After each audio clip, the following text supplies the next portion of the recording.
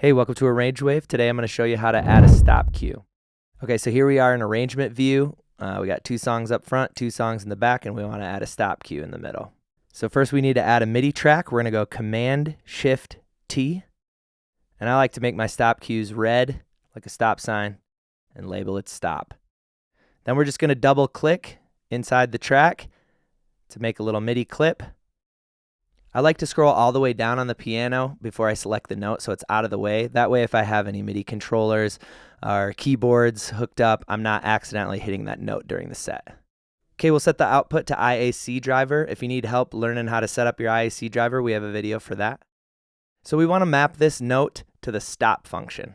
So we just want the playhead to run right into that note. That's how it'll map. So we'll put it there, select MIDI, hit the stop button, press play, and you'll see it show up over here. There it is.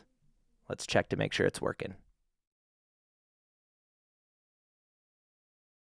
Thanks so much for watching. Let us know in the comments what we missed and what we should talk about next.